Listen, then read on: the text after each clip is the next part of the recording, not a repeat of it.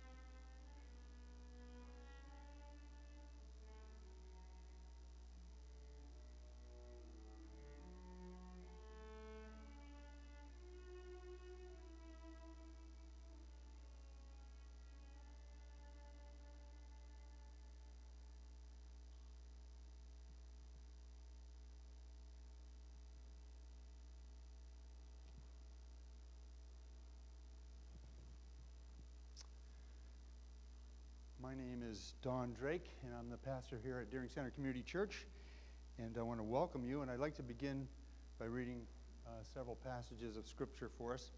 This is from the prophet Isaiah. He tells us, "So do not fear, for I am with you.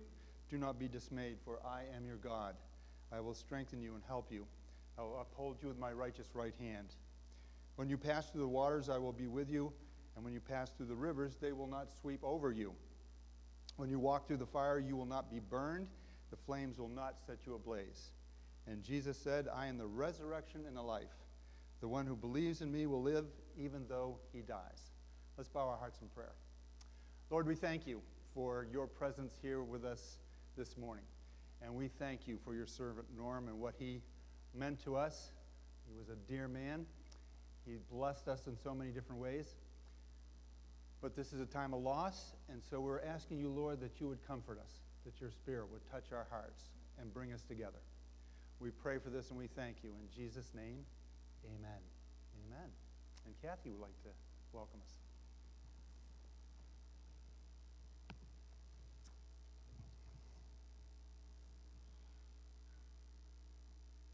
Hello all. Yes, Catherine McGuire, and companion of Norm for many years. Let me get my papers in order here 1 second. Celebrating the imprint Norm left on the world. Archaeology, and this is from James Dietz' book, In Small Things Forgotten, which was kind of like the textbook he used for classes. And it says, archaeology is the study of past peoples based on the things they left behind and the ways they left their imprint on the world. Excuse me. It's going to be a little harder than I thought here. But certainly Norm left a huge imprint on the world, and for that I know I am grateful, and I'm grateful for all of you being here, because I'm imagining that he left imprints on all of your lives as well. And I'm going to thank everybody that's come today, and for the folks that are contributing, the church, their time with their music, Eve, and the brass trombone quartet. And you'll get some nice luncheon food downstairs, which will consist of, stuff from Pat's Meat Market, one of Norm's stables, and the Quality Shop, which, quite frankly, without them feeding him over the years, I don't know how he would have survived. And me too, for that matter. So, yeah, so just really grateful for all that. So I do hope everybody will join us downstairs after this. And I first met Matthew. I first met Matthew when he was born, but I first met Norm when Matthew started high school at Freeport High School, and Norm was his homeroom teacher at that time. And then Matthew, of course, it's funny how I always mix up names, which everybody will tell you that. So anyways, but Matthew as a child has loved archaeology, the study of ancient peoples and histories, and for him to get connected with Norm was such a blessing, and to take that archaeology class was, as a senior, was a great exposure for him to the actual nuts and bolts of what archaeology can be about. And when he was a junior in college at Bates, which there are some Bates alumni here, I know, we did a semester abroad in Belize, and they were doing archaeology for the Mayan people. And in that, he said, "Mom, I've got to go see Norm, and I've got to get the toolbox kit to take with me." And so we went to visit Norm, and Norm gave him one of the toolbox kits, which you'll see downstairs, is all loaded with all the equipment that people need for site work when they go out into the field for archaeology. And in that, Matthew thought it might be a good idea if Norm and I, see each other once in a while. And he thought maybe Norm could ask his mother out, And so our first date, I'll say, was to, of course, go to the 4th of July celebration, which the Casco Bay Band was, and now they're called something else now, but forgive me, I just kind of remember the old names. But the Casco Bay Concert Band was playing down there to celebrate 4th of July. And so, of course, we're running late because he's still taking care of his mom. And so we get everything set, and we get in the little yellow bug, and we're headed up. We get on 295, and we head north. And I'm thinking, Kennebunk is south. And we're running late. And so, unlike my characteristic kind of bossiness, know-it-all attitude that I can portray, I said, I think we're going the wrong way. And all of a sudden it dawned on him as we get up to Falmouth. I'm like, well, we just turn around. So we were really, really running late. And I just say, that's kind of like the story of our relationship at times, running late and heading in the wrong direction. But he was, that would be Norm. And there's an appreciation you can have all about that, about him. And might have been a clue, but, he took my correction with humor and with grace, and so that too was a clue that this was a compassionate person. And although he would forever tell me, "You're not the boss of me," but anyways. I just wanted to reflect a little bit though on the life lessons that he left with me. And I think the first big one and the first very big impression I had of him as a person was of him taking care of his mom. And I know many of you knew his mom. She was a piano teacher in this area for a long, long time, a lifetime member of State Street Church. She was a lovely, lovely lady. And these pearls were hers, and I'm so appreciative to have them, to remind me of her. And he took such good care of his mom, And I was graced to be able to see that. I was graced to be able to see a woman who was very independent be able to ask and receive help, and that's a great blessing. And I was grateful to see a person be able to give that help, without expectations in return. And then the next thing I'll just note about with the caring for people and pets is the Gillies. I didn't know Gilly 1, but I've heard lots of stories about Gilly 1s, particularly from former students who has a lot of barking stories about him, I guess. But I certainly knew Gilly 2 and Gilly 3. And it's good, to name your dog the same thing. I'm just going to say that. Particularly for this mind, where I get everybody's names wrong anyways. So I knew all the Gillies, or the last 2 Gillies. And they're so precious, and I'm forever grateful that we found a new owner for Gilly 3. And I know he's been getting some additional training, but still riding in the car, barking the whole time might be part of the hard thing to change. And He was a sweetie. I got a little Springer Spaniel and the yellow bug there, because often I think about those two riding along. And yeah, forever grateful for our dogs. And he, of course, helped me with my Gracie, and then with my Daisy.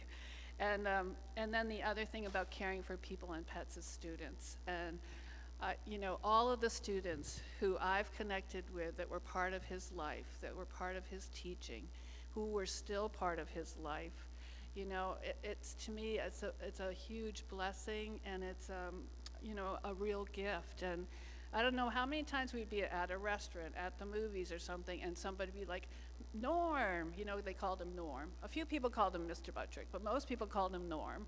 And I think he preferred that as a teacher, as a little bit more of the one-on-one level. But anyways, we ran into students all the time. He planned wonderful trips, and we went over to Europe and got to meet Sophie and her family, and Amy and Martin and their family. And we have some words from some of them today to share with you, because they couldn't be here with us. But and they loved having us come, and they loved having us stay with them. And the other thing, and this is somewhat what's here today, is his appreciation for music. And no matter where we went, he incorporated music as part of those trips. And he loved going to concerts. He loved celebrations and parties. This would be like the lovely thing he would love to do. And music meant so much to him. It meant connecting to people in groups. And I see a lot of former band players here with him now today, and several of the gentlemen in the trombone quartet are former members or former bandmates. And I even started to get a little bit of an appreciation for jazz, not the hardcore jazz, but but some of the softer, that's got a melody, I would say, jazz, I began to appreciate. So I felt like I got a lot of education from him. And that's the other part about Norm that I will take with me, is his importance of contributing. Be that through education, his archaeology classes, and he would open that up to parents to come. He tried to do so many of them here in his hood, I would say, in the neighborhood, and in the neighborhood of Gilead, where he had his second home that he loved. And he would do that by participating in the different events going on. So like Brentwood Gardens, and protests that were going on in Portland, and being part of this church here. This meant a whole lot to him. And most of our conversations couldn't go to many different levels, but in the end, he always was so happy to tell me about doing the dinners here at church and what the minister had to say at church. So, and sometimes, I'm sorry, Don, but it was long. That's what he would tell me. That's all he'd come back with, long. So, yeah, and then he participated in all of the historical societies of the towns he was part of: Gilead, Freeport, Yarmouth. And here too, this community, I can't say enough good things about living in the Deering neighborhood. The last few years certainly kept him going and kept him, being able to stay at home. And I'm so appreciative for that. And I won't go too much into that part, because it's still a little strongly, still a little hurts a little bit, and I've probably gone on too long. Anyways, we have a lot of people here who want to remember Norm and things that, they brought into his life and time they had with him. And so I'm going to just kind of move that along right now and turn it over to Dawn to introduce the next speakers. Oh, wait, I forgot my reading. Okay, hopefully I can get through this. John O'Donoghue is a great Irish poet, mystic, and this poem is called On the Death of the Beloved. So, though we need to weep your loss, you dwell in that safe place in our hearts, where no storm or night or pain can reach. Your love was like the dawn, brightening over our lives, awakening beneath the dark, a further adventure of color. The sound of your voice found for us a new music that brightened everything. Whatever you unfolded in your gaze quickened in the joy of its being. You placed smiles like flowers on the altars of the heart. Your mind always sparkled with wonder at things. Though your days here were brief, your spirit was alive, awake, and complete. We looked towards each other no longer for the old distance of our names. Now you dwell inside the rhythm of breath, as close to us as we are to ourselves.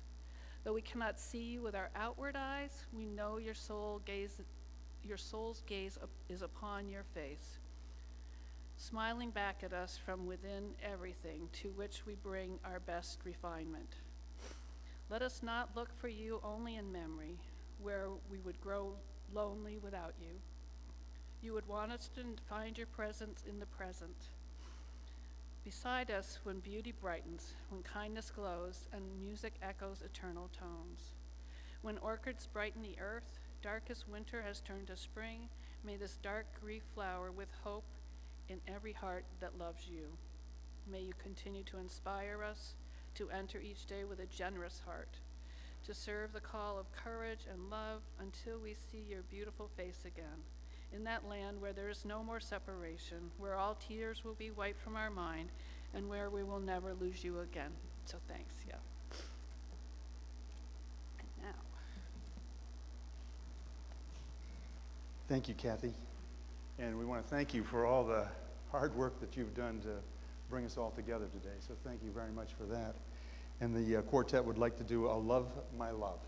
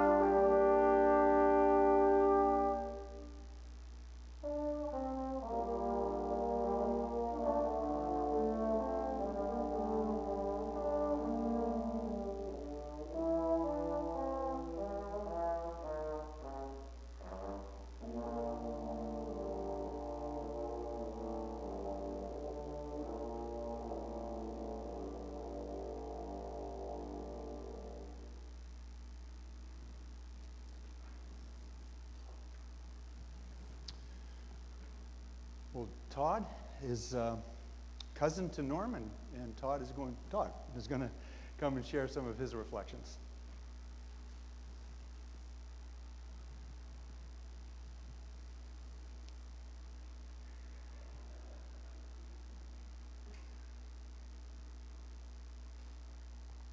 Little change in plan. The dash is not here, and I don't know it. But what I'd like to say is thank you very much for all the help from everybody over the years. Norm's wish was to stay at home for as long as he could. And because of all the help that we had, he was able to stay at home up until 6 weeks before he passed. And I think that was pretty good. I spent a lot of time with Norm fishing in Hillsborough, New Hampshire. We had annual trips every year where all the guys would go up. And we spent a lot of time hiking through the woods, doing digs up there. I also spent a lot of time going to baseball games, Sea Dogs, Red Sox. He loved that. But most of all, Norm was a great friend, not just a cousin, but a great friend.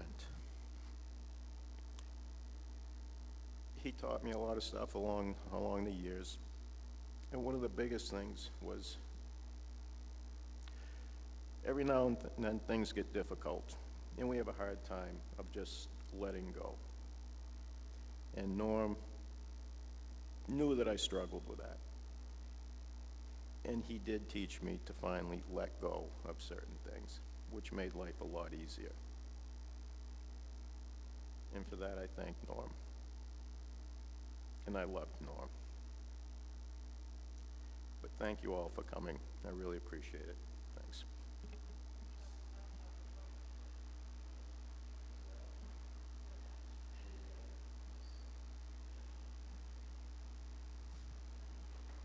Change in plan.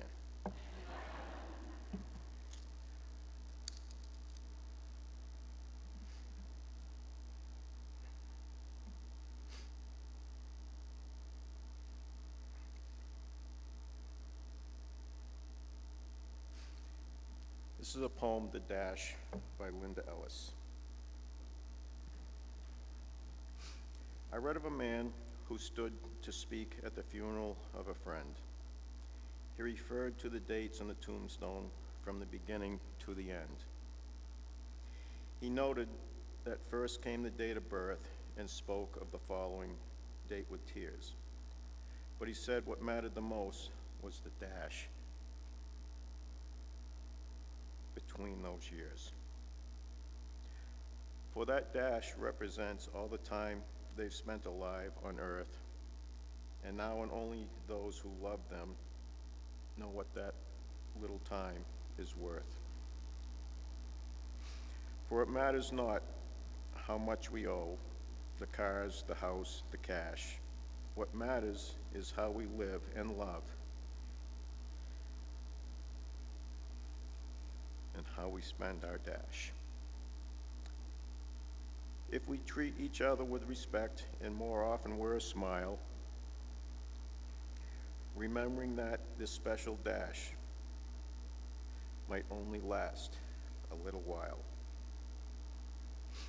So when your eulogy is being read with your life's actions to rehash,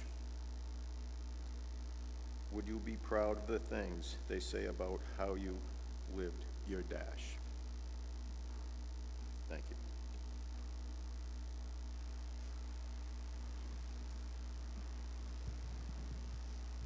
Thank you, Todd. And Donna Martin Lamson was a student of Norm's, and she would like to share with us.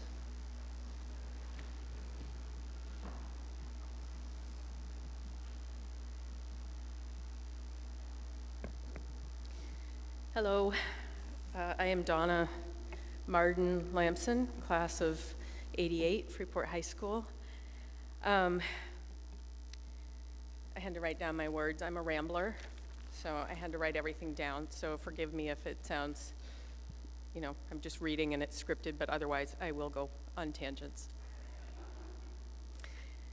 From Norm, I learned a lot about archaeology, how to use a transit and map a site, how to excavate, how to draw plan views and wall profiles, how to catalog and draw artifacts, how to do deed research and write a site report.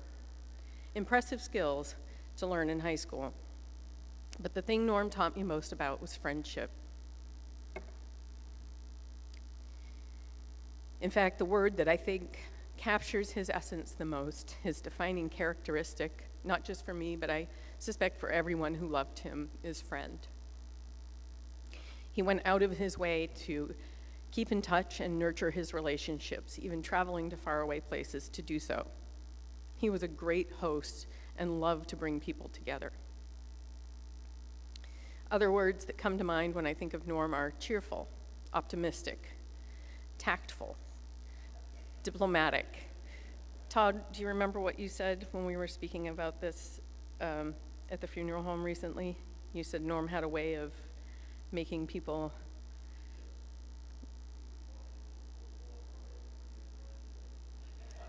He could what? Walk into a full-blown riot and make friends with anybody? True. He was respectful.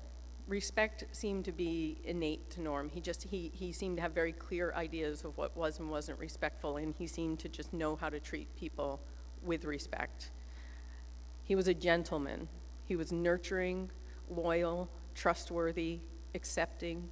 He was a guardian and a defender. He did not hesitate to use his large stature to step in and defend someone who was being bullied. He was very confident. He was an encourager. He was intuitive and wise, open-minded. He was old school in all the very best senses of the word. He was genuine, independent, stubborn, adventurous, easygoing. He just rolled with the punches. It took a lot to ruffle his feathers. Don't ever tell him you can't walk his dog off leash in Baxter Woods. And he was disorganized. I will forever think of Norm as a garden gnome that came to life. I used to draw these caricatures of him on his flip chart that he had in our high school class, and I would bury them several pages down for him to find. He was a life-size garden gnome that lived quite an adventure. For me, Norm was a friend above all else. He taught me about friendship through his actions, how he treated me and others, more than with words, and as Kathy said, how he took care of his mother. He seemed to have an intuitive sense for when to use his words and when to hold back. He was skilled in the art of indirect teaching, the kind where you lead a person to draw their own conclusions or encourage someone to think through a thing to its logical end. He modeled friendship like few others I know. Our conversations were typically polite and relatively superficial. He never pried for personal information, nor did he offer the depth of his own. But I always felt like he understood things about me and others that I didn't have to explain. Every interaction imparted a lesson in respectfulness, patience, tact, generosity, thoughtfulness, selflessness, and manners. He was his mother's son. I am so very grateful that we ran into each other in line at the movies in Falmouth with Kathy several years after taking his high school archaeology class. It was thrilling to see one of my favorite teachers and let him know I went on to major in archaeology.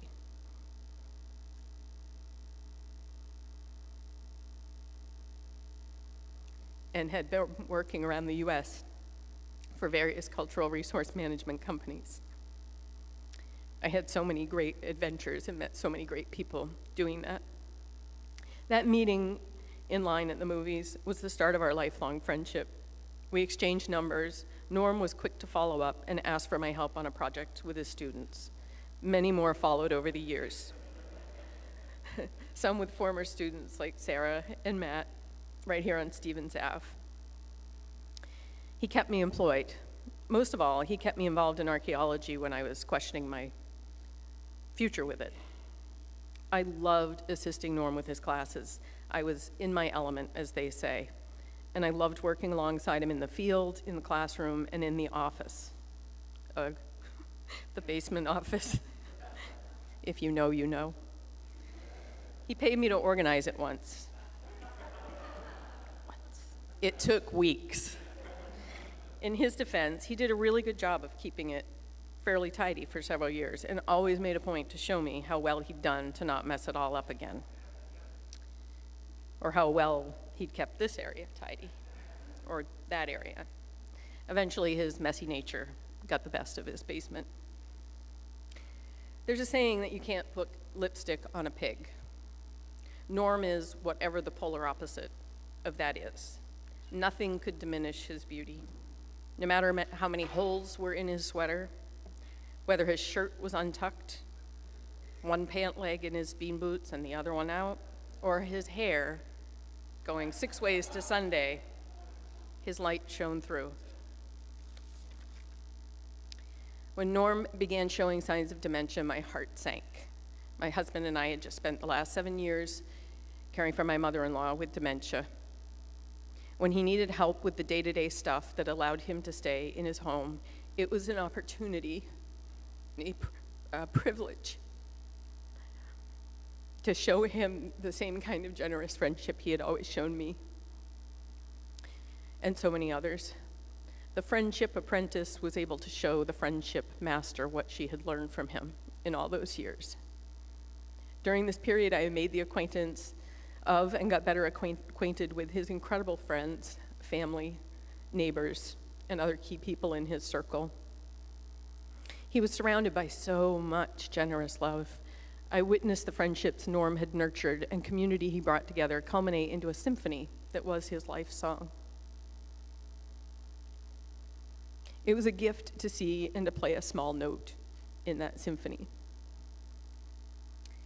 Even in dementia, Norm's light still shines so brightly. If you stopped in for a visit, he would ask if you wanted milk or a cookie, or he was still very formal and polite and took care of you. I just want to give my deepest thanks to Norm's incredible Deering community for your unwavering care for him in his final years. Now that I've spoken about Norm, I want to speak very briefly about what Norm's impact on my life was besides the friendship, just having him as a teacher and his archaeology class. When I took Norm's archaeology class as a senior, I had no idea how it was about to change my life. I took it for the same reason most Freeport High School seniors did. We had time to fill with an elective, and word was, it was a fun class and Norm was a great teacher.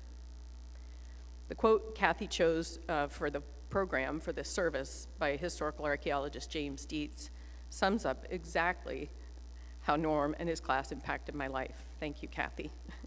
The quote is, "There are times in all our lives when things take a different turn, when we look at them from a new perspective and depart from the path which had been followed." As a child, I loved learning.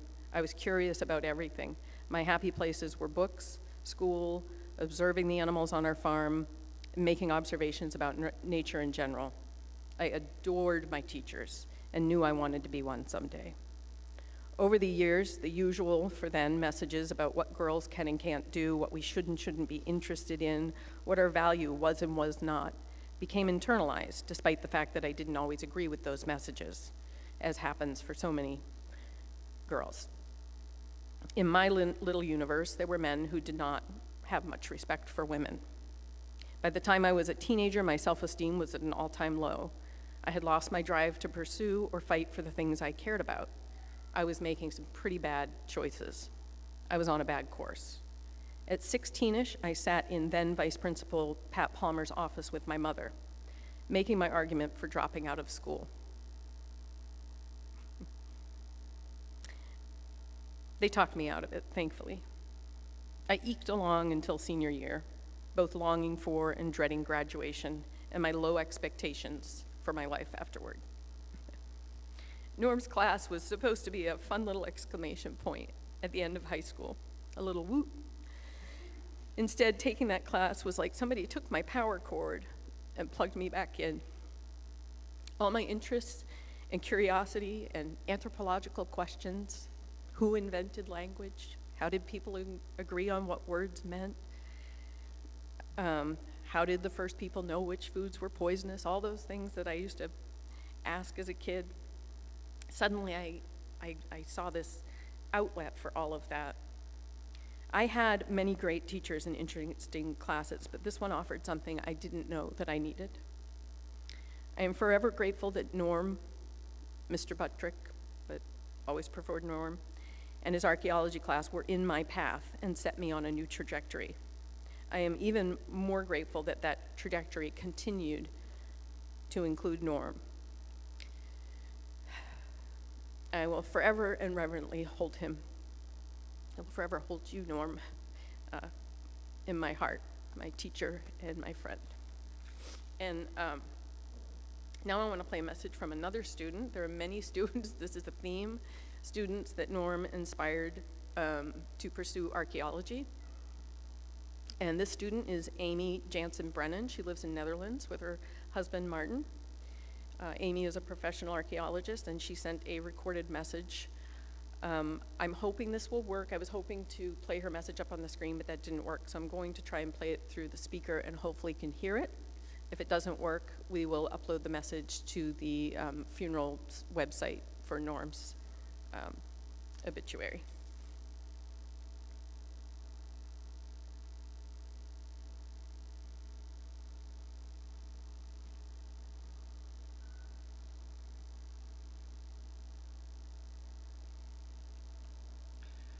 Hi, everyone. I'm Amy Brennan from Freeport High School class of 1992. And unfortunately, I couldn't be here today to remember Norm, but I talked to Kathy and Donna, and they said that this would be a nice alternative. So this is my way of being able to join the service today and to be a bit part of it. What can I say about Norm? Norm was an amazing teacher. I think he was quite gifted actually in the art of teaching. I think everyone who ever had him thought he was inspiring. I personally was, history was my favorite subject anyway, but I know that I think even kids who weren't fans of history were inspired by Norm. I used to love how even in the late 80s, early 90s, when we didn't have a lot of technology except for videos, but he always used to try to bring multimedia into the classroom, and if you could find a movie or some kind of video to inspire us, to show us history in a different way, a more modern way, he would always do it. So we would always go to his class and be surprised that we were watching some kind of film that had to do with the topic we were studying. And I think my favorite memory of him as a high school teacher was when he came dressed up as a monk to tell us something about, I don't know, China or something. He also, of course, did a lot of traveling. So he would always bring in his slides and show us slideshows of places he'd been, and really made everything come alive. And not to mention his epic archaeology classes, when we would all go out into the field and come back with treasures to uncover and wash and catalog and all of that. Not only was Norm an amazing teacher, he was also a great friend. I think only Donna and I were the only two students who actually studied archaeology, but he definitely inspired me, and I think probably Donna as well. And when I studied archaeology at the University of Groningen in the Netherlands, he came and visited me and stayed with us, with Martin and I. And I remember he went to visit my professors and was talking to them, and I came back from class one day and asked what he'd done during the day while I was studying, and he had of course found the only live dig that was going on in the city, which I didn't even know about, but he always had a nose for that sort of thing. Spent a lot of my summers after that digging with him and Jim Lehman, and actually most of my excavation experience was done with Norm in Maine, so always a great thing to do. And after I graduated, he and Kathy came to visit us once, stayed with us in the Netherlands, and our kids were always totally fascinated by him. The cool guy with the funny glasses and the white hair, who always had amazing stories and experiences to tell. So yeah, I was glad to see Norm one last time in February. Sorry. With Andy, and it was really great to see him again. Unfortunately, yeah, he kind of was already forgetting some stuff, but he thought he was still a teacher, which was great. So yeah, it's good to think that was something that he really enjoyed, and he was a great person, and glad to have had him in my life. So yeah, yeah. Sorry. I'm really glad to have been his friend, and yeah, he was a great person. Bye.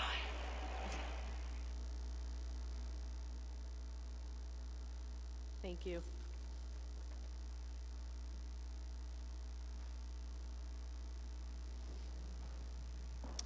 Thank you, Donna. And Tad Baker and Jim Lehman are actual archaeologists, so come share with us.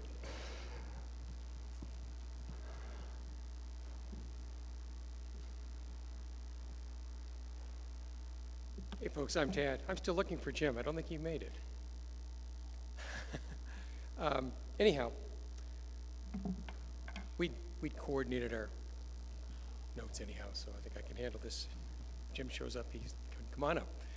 So I first met Norm at Pemaquid, important archaeology site in Maine, in early June 1980. I'd really graduated from Bates College a week or two earlier and was embarking on my first paid job as an archaeologist, getting to dig at Fort William Henry at Pemaquid. Living in the Fort House, Chuck Rand and I, Chuck who's here today with his wife Melinda, and digging at this really amazing late 17th century site. It was a great place to be.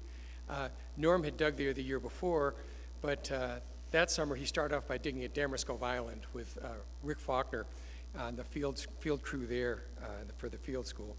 And they left to go out to the island actually from Pemaquid. So we got to meet there, and then we're like ships passing in the dark at Pemaquid that summer, because he was just starting to dig there after Damascove about the time that my time there was over. But we had already become fast friends. And in fact, the next year we were able to dig together with Rick Faulkner on his site at Fort Pentago at this amazing 17th century French fortress in Castine, Maine. So, you know, that was just kind of the beginning. Norm and I sort of started together learning the ropes. That was just the beginning of really an amazing archaeology career that he had. And I was one of those people that got to sort of help sort out that office when Norm was declining, with help from friends, including my wife Peggy, who's not an archaeologist but is very good at cleaning and organizing. And I just going through box after box of reports and notes and fieldwork and artifacts, and just reading and learning things that I thought I knew Norm well, but just all of the stuff that he accomplished as an archaeologist. And some of these things I can't remember if I read or have imagined or what, but I seem to remember something that he wrote about having written over 50 archaeology reports and been involved in at least 50 more projects. And that sounds about right to me. He worked professionally with many of the top archaeologists in the region, professionally digging, again, at Pemaquid with Bob Bradley and the legendary Helen Camp, at Fort Edgecombe in the Phipps site with Bob again, at Fort Shirley and elsewhere with Jim Lehman, across a number of sites in York County with Kathy Wheeler and myself. You know, you need to have lots of different skills to be an archaeologist. And photography, research, lab, mapping, artifact analysis, surveying, all these sorts of things. And Norm excelled in most of these, but particularly, I know I always used to rely on him to be my surveyor on the dig. And also, too, we oftentimes would rely on Norm to do the mapping and the illustrations. You can see downstairs we have some of the archaeological reports that he wrote, and you can see the work that he and his students did, and it's pretty darned impressive work. He directed or co-directed projects across the state from Rouseck and Dresden to Portland, Scarborough, Gilead, and quite a few places in between, especially, of course, Freeport. He used his talents in many different ways. I'll never forget the time when Freeport High School was laying out and building a new baseball field. And of course, we all know Norm's passion for baseball and the Red Sox and the Sea Dogs. Well, in this case, Norm lent his surveying skills to lay out the diamond when Freeport High School needed a new diamond, which I thought was just completely appropriate. And of course, speaking of Freeport High, Norm, of course, was really best known for teaching archaeology to students. He was truly gifted and amazing at it. Matter of fact, the Maine Historic Preservation Commission, the state agency responsible for historical and archaeological resources, actually gave him an award, over 30 years ago, for developing his model program at Freeport High. Many old school archaeologists would say that kids in school, until they get to like college or graduate school, shouldn't be entrusted with a trowel or allowed to dig. But Norm sort of proved the lie to that. And the quality of work that he and his students were able to accomplish was truly impressive. And you got a glimpse of that from two of his best students. And think of the things that he did. You'll see downstairs a replica human skull. Don't worry, it's a plastic skull, but it was one of Norm's forensic units, because Norm wanted to teach students how to basically do CSI Gil Grissom kind of forensic anthropology as to how you recreate a human being from their skull and their skin thicknesses, et cetera, et cetera. And so you can see a sample of that downstairs. And it was stuff like that, right, Donna, that really excited and engaged those students. So, of course, when he retired from Freeport High, he didn't really retire, did he? He kept on teaching there for many years, teaching the archaeology school. There and elsewhere, he would export his model program in various different forms to Yarmouth High, to Greeley High, North Yarmouth Academy, Pine Tree Academy, Catherine McCauley, and Portland Adult Ed, and I'm sure I am probably missing several others as well, and archaeology sites and people. Matter of fact, there's a bunch of archaeologists here in the room today, and I think at one time or another, all of us dug with Norm. So he was an incredibly busy guy, right? But Donna, to your point, he always had time for his friends, always amazing. So he must have trained, I think, again, I saw him write this down, that he trained several generations of archaeology students. I think he gave the number of 700, which again, sounds about right, while working on several dozen sites. And observing this, I was always impressed by the excitement and commitment of his students. Again, and by the quality of their work, and I guess also too, Norm being the amazing master teacher, just a great way of working with students, incredible patience with them. Archaeology is an incredibly difficult, painstaking work. It is not the Indiana Jones stuff. It's like digging holes in the ground and being covered with dirt and sweat and mosquitoes and poison ivy and boredom when you go days without finding a thing. I remember one project that Chuck and Norm and I worked on in Alderville at Pemaquid, where we actually literally had a bet that lasted, I think, all summer for when one of us might find the first diagnostic 17th century artifact. No one ever collected that. You got it? No one ever did, right? Yeah. No one ever won that. And to be able to work with his students and to give them that level of commitment and patience and the quality of the work. And again, you'll see some of the work downstairs, and it's publication quality work that they carried out.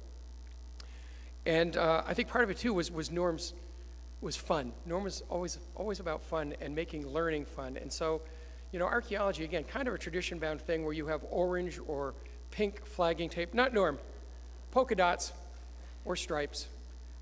Just little fun things like that, ways to make the dig and the project fun. And I'll always treasure my role of polka dot flagging from Norm. And he did inspire some to go on to careers in archaeology, but also in other related fields as well.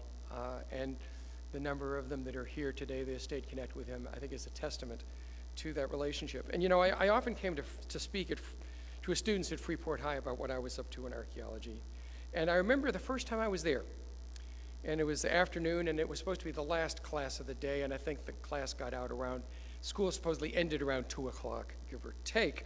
And I remember when the bell went and class ended, and I was confused because I thought it was time to go home. But to Norm and the kids, they just carried on like it was recess or study hall. And even more kids would come into the class to his homeroom and would talk about their projects and their work and their troubles and might ask for help on something. Or could they go get Norm another cup of coffee, or, and he'd be there, he and they would all be there till like 4 or 5 in the afternoon. And I was just really amazed and impressed by that. It left a lasting impression on me, and that clearly, as you've heard, he was more than a teacher to these kids. And they were more than just students to him. So I have to tell at least 1 or 2 quick stories. And my archaeology story is, we all know that Norm loved all kinds of animals and literally wouldn't hurt a flea. And I'll remember the wedding card he gave to Peggy and I, which was Canada geese. And he had to explain, Canada geese mate for life. His great love of birds and animals. Well, when he was digging on the Sayward site, and Tim, I think you were there that day. I was not. This is a really wonderful site in York, and we were digging on a cellar hole from the 1600s. And Norm was down in that cellar, and all of a sudden, Tim, you probably just heard a scream, didn't you? Yes. What had happened was, Norm, the great lover of animals, had inadvertently disturbed, I believe, was it a mouse's nest? Yes. And so he had his trowel out, and he did there, and the mouse literally ran up the trowel, up his arm, off his back, down his legs, and scurried off into the woods, at which Norm was so excited he let out a large yelp, which I wished I was at the time in Saco, so I didn't quite hear it, but probably almost could have. So I think, the theme here today, too, Norm was more than an archaeologist. He was a close friend. And how close, you say? Well, in the summer of 1984, Norm and I were running a survey for archaeology sites in Freeport. And Peggy and I actually spent that summer living with Norm on the second floor in Norm's caretaker apartment at Freeport Historical Society on Main Street in Freeport. And those of you who knew Norm back then, this was a tiny, tiny place that the three of us cohabitated well quite comfortably. I think at the time we figured we were probably the only people left living on Main Street in Freeport too. So I can think of many, many stories. I think of those amazing stories and slideshows from all those trips. Again, Norm was always off going somewhere to some different parts of the world, and well documenting it with slides to bring back to share with his students and with family and friends. And I was impressed in this in so many ways, not the least of which is the fact that he worked with his accountant to always make this a tax-deductible event as an educational. I thought that was pretty slick. In the Baker family, we had a tradition, a weekend in Gilead with Norm in the fall. Other trips in the winter as well for skiing and such, but always had to go up at least once for a weekend in the fall. Always featured Norm's homemade apple pie, which was a rare treat indeed. But all sorts, you never know what else we might do. Bethel Heritage Festival, hikes, canoeing down the Androscoggin, house painting occasionally, yes, when the place needed painting. Just a lot of fun. And I do remember another quick story here. One time we went up, it was October 12th, 1986, Game 5 of the Red Sox and the California Angels in the American League Championship Series. And now, Norm, we're going to be able to watch the game up there, right? He said, oh yes, we got the special local network. We were off the grid, but one of his neighbors had hooked up an early coax cable network with an antenna based up on the mountain behind his place in Gilead. And there were 9 houses on the street that were all hooked up to this thing with these wires going endlessly.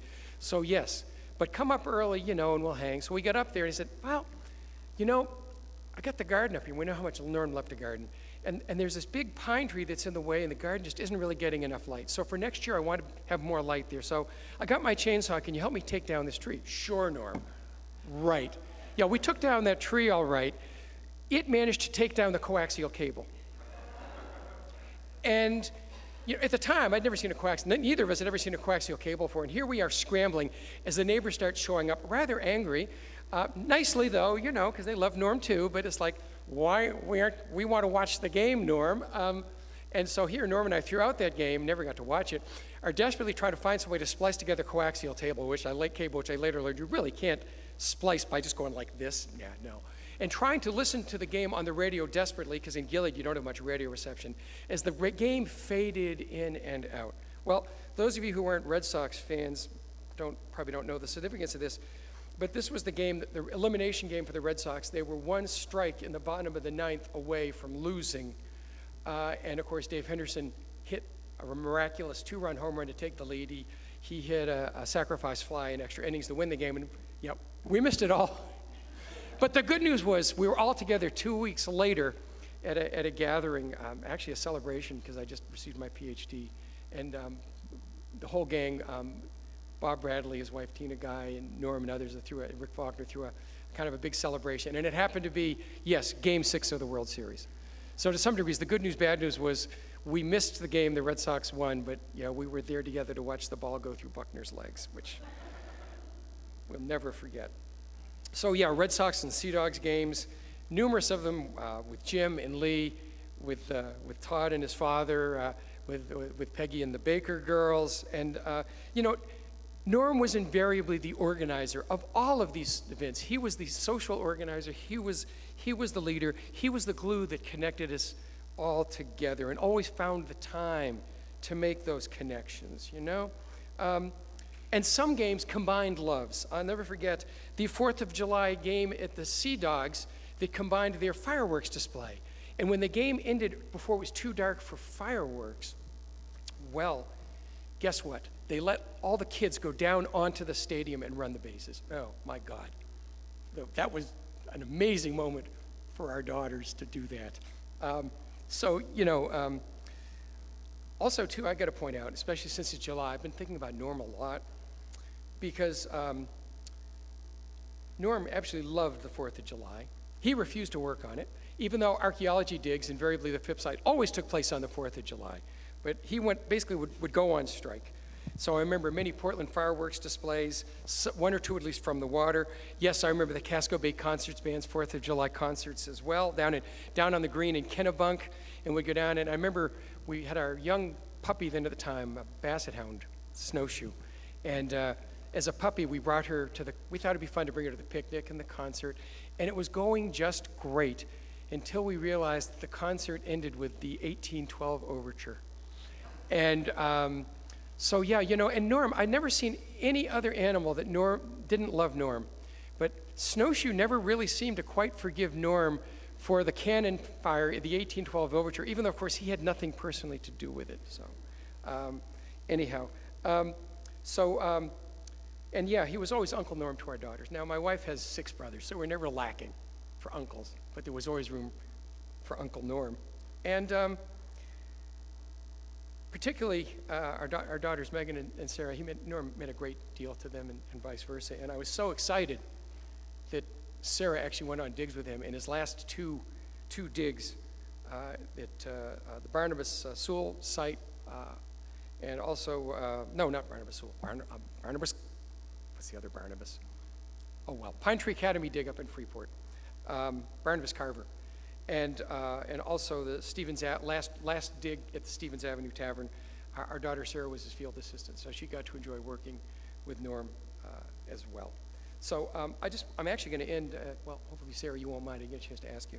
I was going to just end, sort of paraphrasing an exchange that Norm's former student Sarah Hansen and I had. And of course, Sarah didn't go on to a career in archaeology, but she is the director of Greater Portland Landmarks, where one of her employees, Ian Stevenson, is another former student who dug with Norm and Jim as well. And I emailed Sarah and I said I was really comforted by the fact that, as we sort of suggested, he's able to live his life as he wanted until really just that last month in his life. And as those of us who know, again, if you know, you know, it was not easy, and it was a community effort. It absolutely was.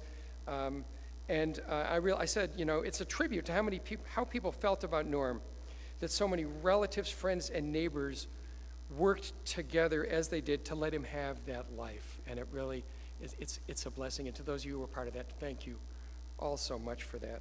And Sarah's response was, there are so many people who will go on loving Norm. And yes, I'm so glad that the family he created throughout his life allowed him to live on his terms as long as possible. You said it perfectly. That family that he created, and folks, we're all in that family. So I'm really glad to be able here to celebrate with Norm's family. Jim, are you here? I don't think so. All right. Thanks. Thank you, Tad. And Linda McCulloch, is Linda here to share?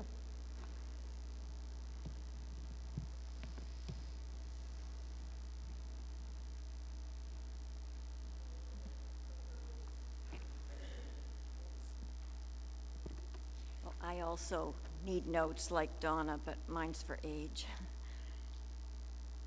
When I started teaching at Freeport High School, early 70s, I never dreamed that the guy in the other hall with the rumpled tie, the truck, and the fur skilly would ever be a trusted colleague and a friend. Looking back, I think Norm's teaching career exemplified the massive changes in education that occurred during the decades we both were teaching.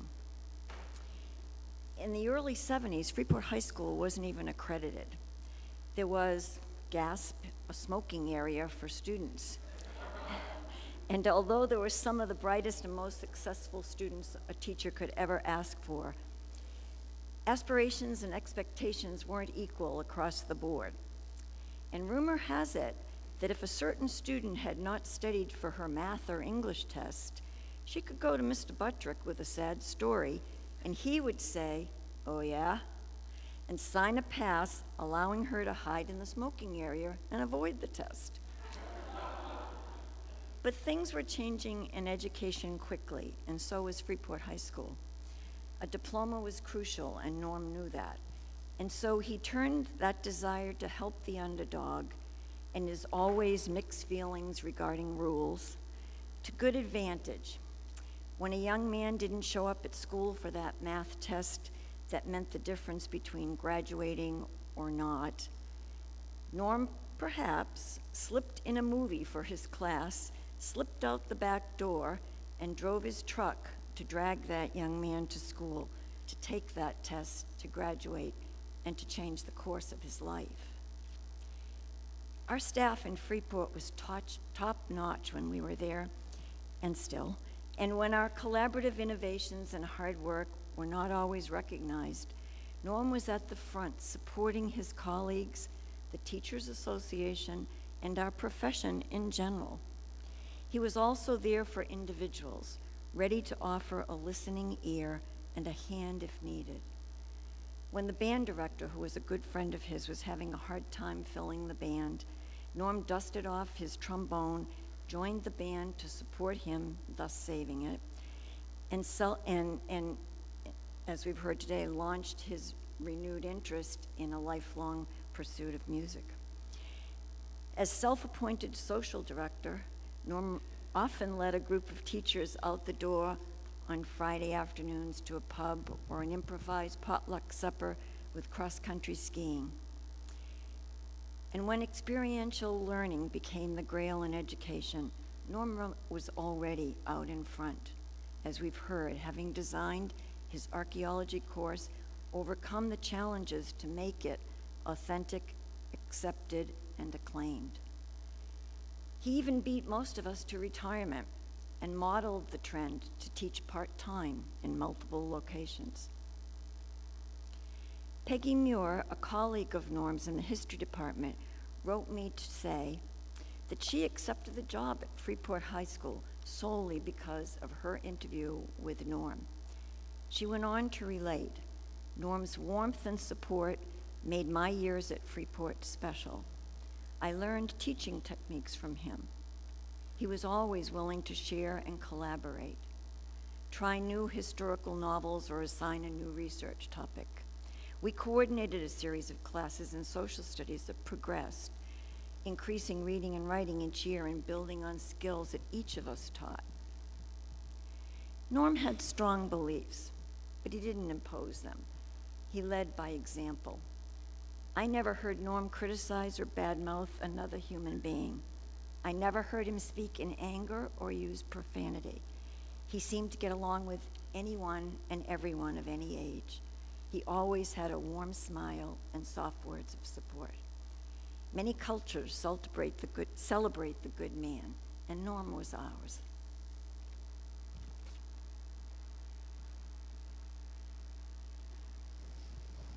Thank you, Linda. And John Hall is sharing about bands.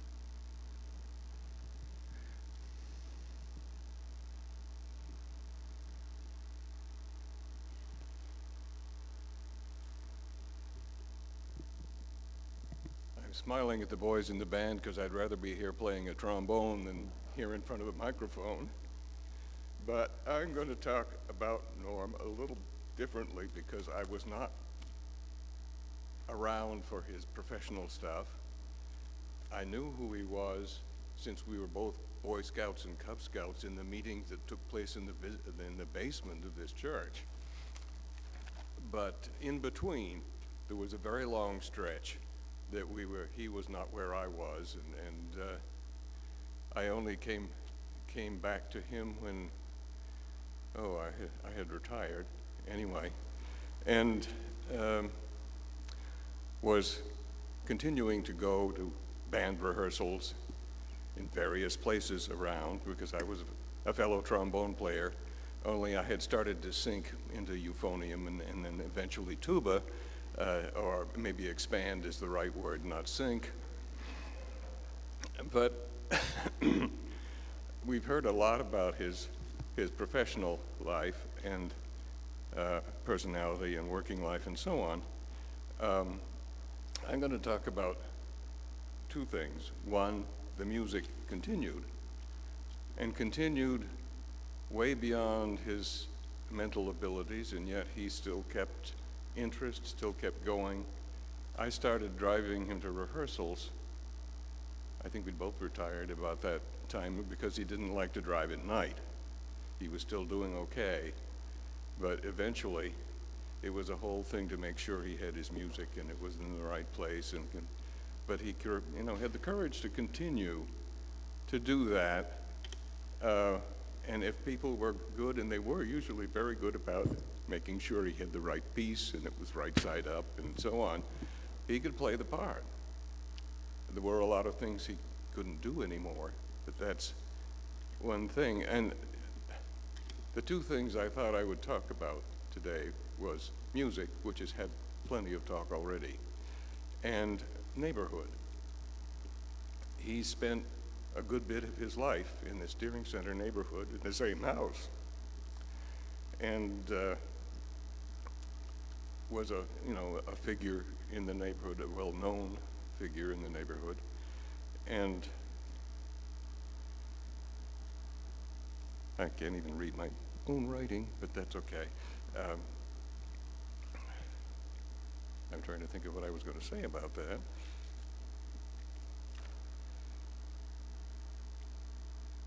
He was a fixture here. This is Deering Center. This is right in the middle of this part of town. Most of the streets are named for the children of James Finney Baxter. Clinton Street, Percival, Hartley, Mabel, Alba, all children of James Finley Baxter. I don't know how many of you knew that. That's just a little tidbit. But he was a figure here. He was well known. He had good neighbors. He had wonderful neighbors who helped a great deal when he was getting to the point where he really needed help. And it was a godsend that he did have that. It was, I'm going to shorten what I've said here because we've heard most of what I would have come up with in probably better form anyway. It was a pleasure for me to discover that his beloved dog had a home in Bingham, where I have 5 generations of ancestors. It's just one of those things that I don't know. But he was a great friend and persistent, and we all miss him, and I'm not going to continue beyond that point.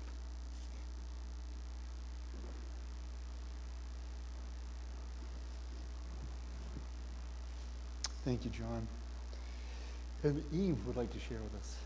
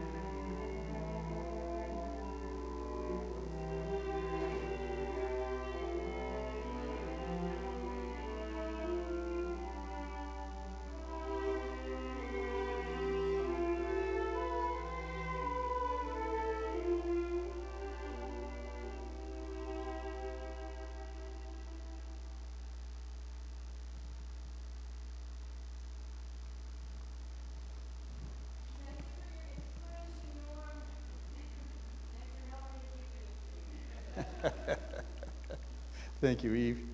And Matthew is going to read a reading from Walt Whitman.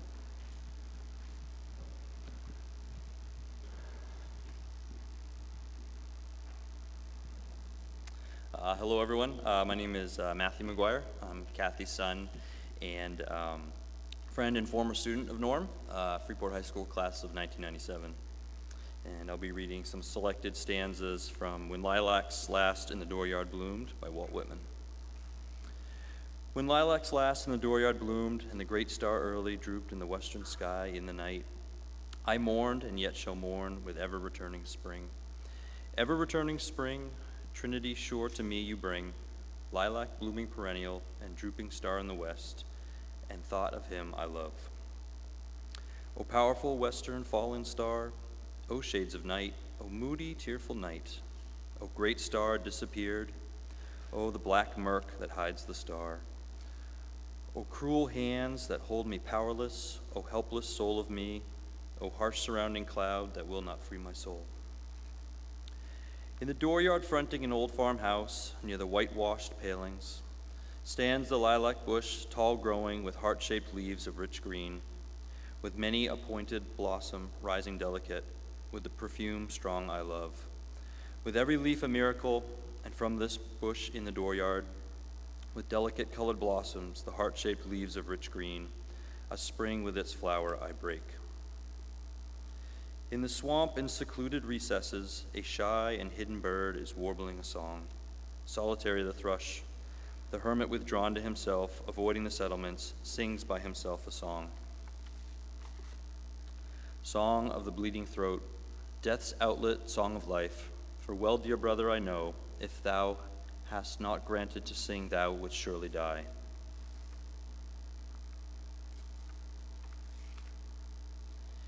Yet each to keep in all retrievements out of the night, the song, the wondrous chant of the gray-brown bird, and the tallying chant, the echo aroused in my soul, with the lustrous and drooping star, with the countenance full of woe, with the holders holding my hand, nearing the call of the bird, comrades mine and I in the midst, and in their memory ever to keep, for the dead I love so well, for the sweetest, wisest soul of all my days and lands, for this, his dear sake. Lilac and star and bird twined with the chant of my soul, there in the fragrant pines and the cedars, dusk and dim. Thank you.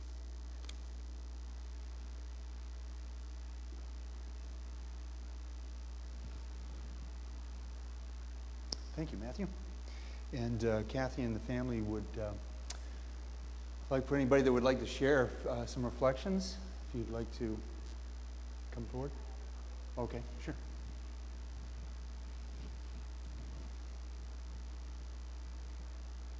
And for those of you that are getting hungry, we'll skip watching the presentation because that you can go online and see at the website of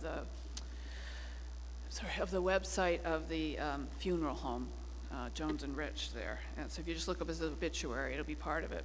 You'll be surprised to see the baby picture there instead of Norm's regular face, but I'll figure it out eventually. So anyways, so this first one I'm going to read is from our good friend Ben Shamba, who is no longer in the neighborhood, but lived in across the street from Norm, and another fellow band person, and thought very highly of Norm. So, dear friends, I'm so sorry not to be with you today. Thank you to Kathy for an invitation to share this remembrance with you.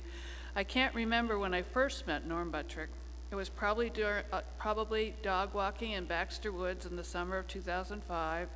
It was an earlier Gilly, that'd be Gilly 2, and an earlier time.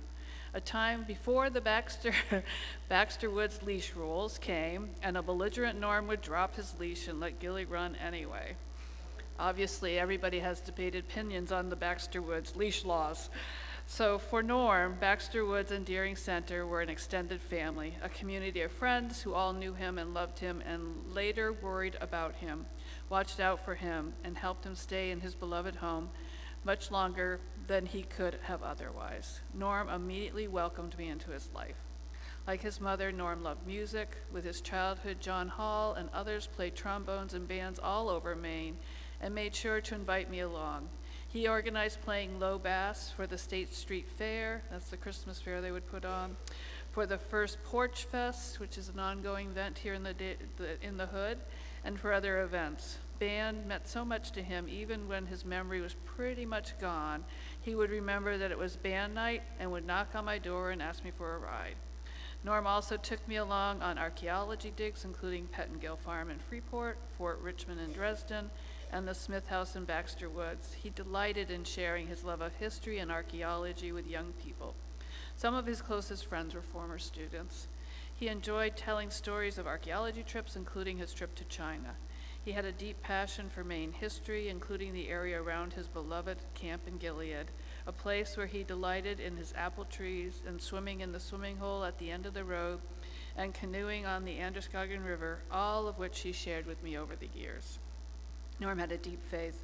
For a long time, he stayed involved at State Street Church, where he grew up, and where his mom was also a member for her whole life, and where he helped with the clothes closet. More recently, he was adopted by the Deering Center Church, where he enjoyed helping with community dinners. He was very proud to be helping the church feed those in need, and the church lovingly fed him in return. He enjoyed local news, politics, and always keeping his TV channel on Channel 6.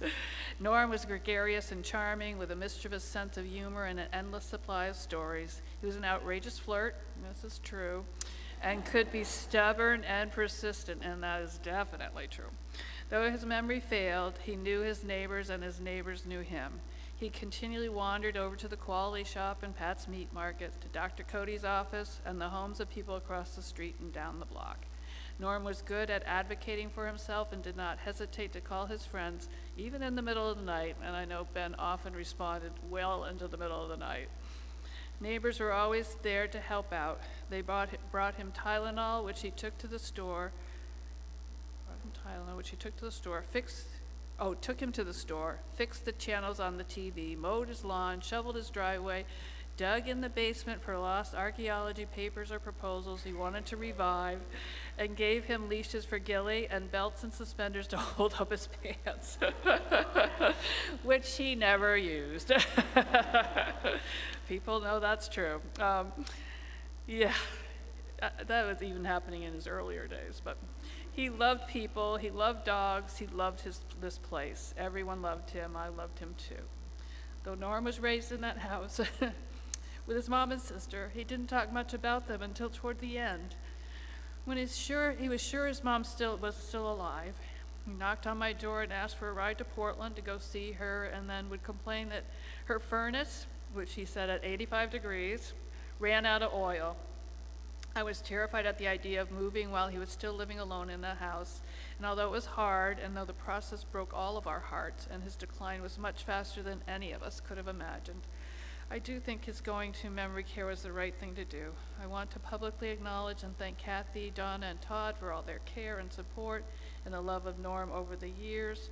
While Norm's network was huge, and he made everyone think that they were the only one he was asking for help, Kathy, Donna, and Todd were the core team that kept Norm going year after year, exercising endless patience and truly incredible love.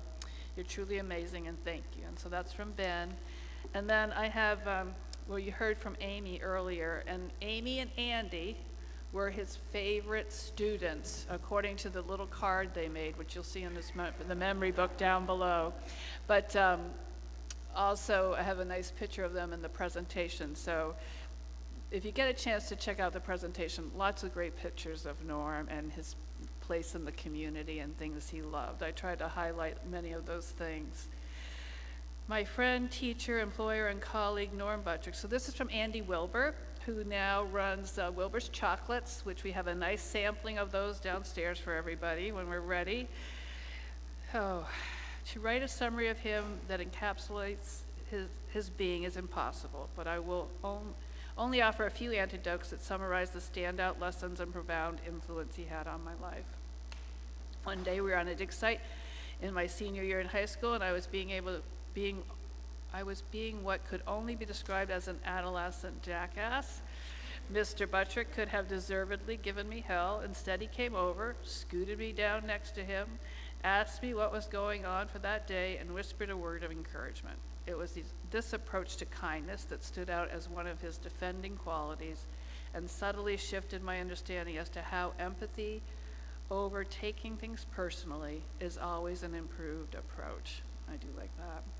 I worked on several dig sites with Mr. Buttrick after high school, helping him with a few of the jobs that he had, everything from teaching camps to digging sites that he had contracted with different agencies to sorting out old site items. In retrospect, I wish I had been a better employee for him, but he always kept inviting me back. He also encouraged my wife and I to join the Italian Heritage Band, where he played trombone and we played the drums. For 4 years or so, We played in the band along with Norm, and it was a great experience to continue to have a connection and experience shared with him. We had the then conductor of the Portland Symphony, Toshiba Shimada, as a guest conductor, and the band never sounded as excellent. Norm and I discussed the value of teachers and leaders bringing out the best in others and the pursuit of that ability. During my years of teaching, I would connect with Norm about what it took to deliver the classroom. Mr. Buttrick was the light years ahead of the pack in terms of engagement, getting kids doing, experiencing, connecting, and living with the subject he taught. He even loaned me his monk costume. That might be where that is. For my lessons on Gregory Mendel. The topic of genetic inheritance became a lot more interesting when you were wondering what the hell is going on with your teacher wearing a monk's robe on a 90-degree day. Shaking things up, that was a lesson I learned from Norm. And as I began raising kids and running the family business, I saw less of Norm for a while, but I have had the chance to reconnect with him in the last 4 years. He was always kind, gracious, and inviting. He told stories, asked about how things were going, and was appreciative of the company, although his memory and faculties were clearly failing. I am relieved that Amy and I were able to visit him this past spring, although I'm not sure that he ever knew who I was during the visit. He was kind and gracious as always. Everyone that knew Norm knew him for his distinct qualities and individualism. His memory will continue to teach me about the strength to be true to yourself, to always lead with kindness, and about the singularity of purpose to pursue work, friendship, and activities that give us joy. That was from Andy.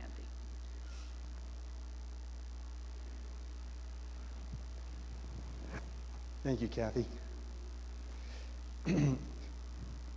I'm going to just tell you a quick Norm story because it's been mentioned a number of times that Norm attended here towards the end of his life, and he was just, we all know he was a wonderful guy. And one of the things he did love to do is to help us with the community dinners, and he would pack the lunch bags for the homeless and so forth.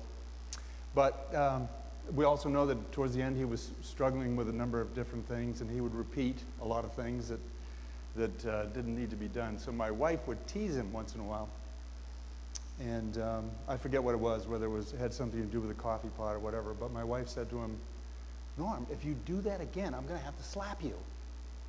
Well, Norm stepped back with a little smile on his face and said, "Where?" So that's how we're going to remember Norm.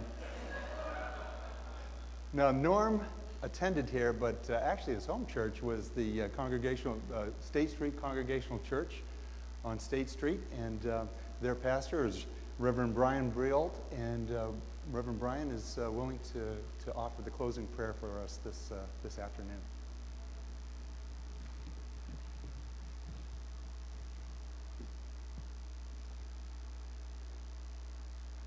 Thank you, Reverend Drake. I am Brian Brialt.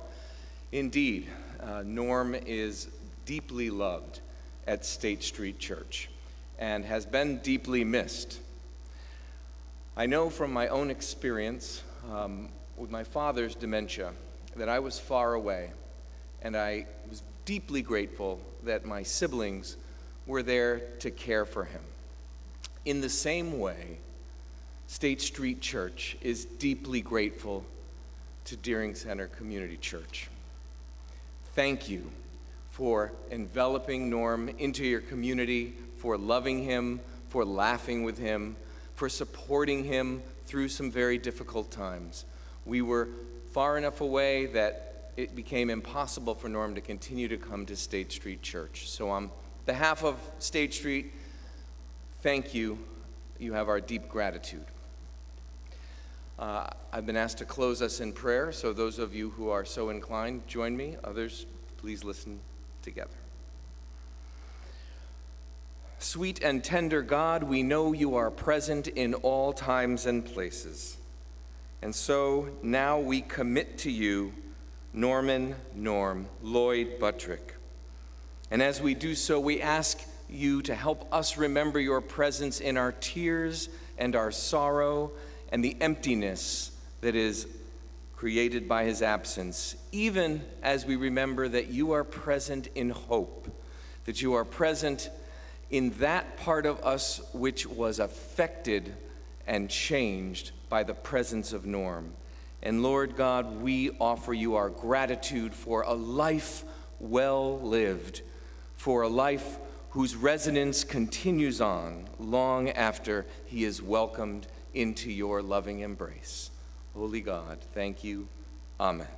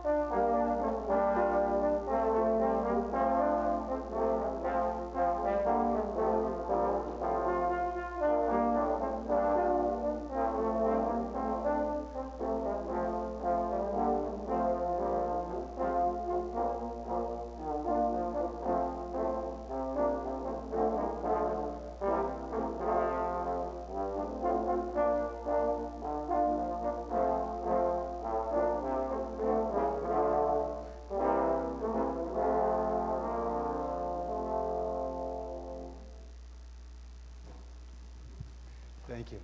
And that concludes our celebration of Norm's life. And as Kathy had mentioned earlier, we would love to have everyone stay. Downstairs we have some refreshments, and you can make it down to the dining hall through either of these two side doors. So thank you once again for coming and celebrating with us.